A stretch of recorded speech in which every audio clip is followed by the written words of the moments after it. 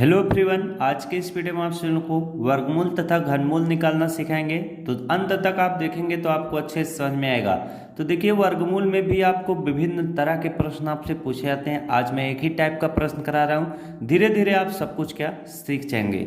जैसे यहाँ पर बोला है कि 2025 का क्या करिए, आप वर्गमूल निकालिए। तो कैसे निकालेंगे? तो सबसे पहले आप क्या करिएगा, 2025 का इस तरह से क्या हम करेंगे, गुणनखंड निकाल लेंगे। जब हम उसमें गुणनखंड निकालना है तो चाहे जिस संख्या से आप इसको काट पीट कर बस इसका गुणनखंड निकालना है। तो डायरेक्ट आप 5 से काटेंगे तो आपके लिए सुविधा होगा। 5 चौके कितना होगा, 20 होगा। 5 पचे कितना हो जाएगा आपका, 25 हो जाएगा। ये 405 बनेगा। अब यहाँ पर हम क्या करेंगे, 5 से डिवाइड करना सभी को आता होगा। अब 5 से काटेंगे, 5 अठे कितना होगा, 40 होगा। 5 इक्के कितना होगा, 5 होगा। अब ये 5 से नहीं कटेगा, 3 से कटेगा। 3 दूना कितना हो जाएगा आपका, 6 हो जाएगा। शेष आपका कितना बच रहा है, 2 बच रहा है। तो 3 सते 21 होगा। 3 से काटेंगे, 3 नवा कितना होता है, 27 होता है। अभी भी ये 3 से कटेगा, 3 त्रिका 9 हो जाएगा। फिर 3 से काटेंगे, 3 इक्के कितना हो जाएगा, 3 हो जाएगा। अब यहाँ पर आपको किसकी ज़रूरत होती है समझते हैं, जो ये चीज़ें आई हैं सिर्फ इन्हीं की ज़रूरत है। तो जब भी आप वर्गमूल निकालते हैं तो सेम दो संख्याओं का क्या एक पेयर बनता है, सेम दो संख्याओं का क्या बनता है, एक पेयर बनता है। जैसे यहाँ पर देखिए 5 क्या है, सेम संख्या, इसका क्या बनेगा, एक पेयर बनेगा। 3 2 क्या है, एक सेम संख्या है तो इनका एक पेयर बनेगा। दो संख्याएं क्या होनी चाहिए, सेम होनी चाहिए, उनका एक पेयर बनता है। इसी तरह से ये भी क्या है, सेम संख्या, इनका भी एक पेयर बनेगा। अब यहीं से आप बता सकते हो कि 2025 का वर्गमूल क्या होगा।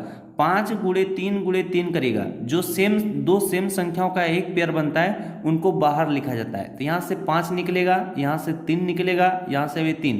तो 5 तिहाई 15, 15 तिहाई कितना हो जाएगा, 45 हो जाएगा। लेकिन इसको सॉल्व करने का तरीका क्या है, जरा इस चीज को सीखिए, क्योंकि आपसे तरीका पूछेगा। यहाँ पर जो 2025 इस तरह से लिखा है, आपको इस तरह से लिखना होगा। 5 2 बार है तो यहाँ पर 5 × 5 लिखना होगा। 3 कितनी बार है, 3 यहाँ पर 2 बार है तो × 3 करेंगे।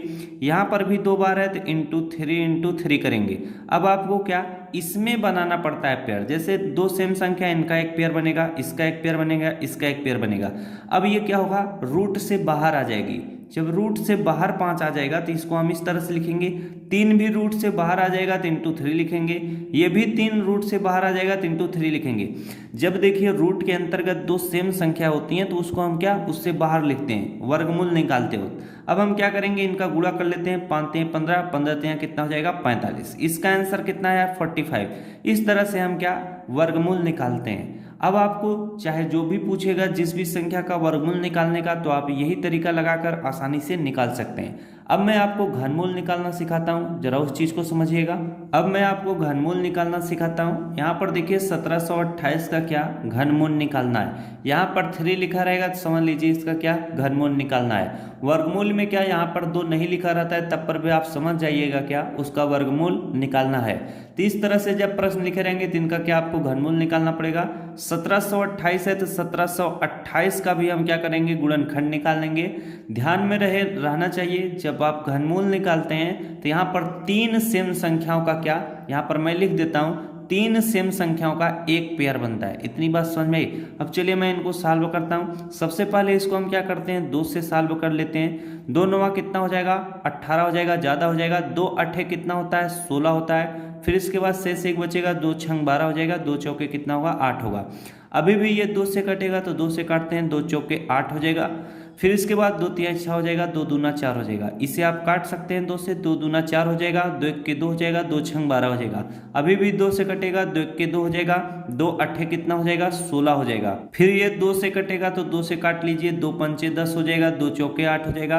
अभी भी ये 2 से कटेगा, 2 दूना 4 हो जाएगा, 2 दूना 4 हो जाएगा, 2 सत्ते कितना हो जाएगा, 14 हो जाएगा। अब ये 3 से कटेगा तो इसको हमको 3 से काटना पड़ेगा, इसको ध्यानपूर्वक काटने हैं। 3 9 कितना होगा, 27 होगा। फिर 3 से काटेंगे, 3 त्रिका कितना हो जाएगा, 9 हो गया।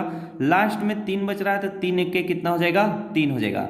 अब हमको क्या जरूरत है, किनकी, जो ये सारी चीजें यहाँ पर निकल कर आई हैं। तो यहाँ पर हम इसको किस तरह से लिखते हैं, इस तरह से घनमूल बड़ा सा बनाएंगे।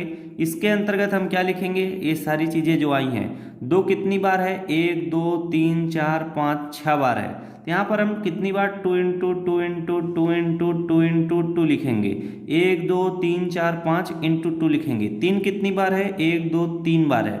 इंटू हम क्या 3 इंटू 3 इंटू 3 कर देते हैं, नीचे लिख देते हैं क्योंकि जगह कम है। अब जब घनमूल निकालते हैं यहाँ पर 3 सेम संख्याओं का एक पेयर बनता है, 1 2 3, ये भी सेम संख्या, इनका एक पेयर बनेगा। ये भी क्या है, सेम संख्या, इनका एक पेयर बनेगा।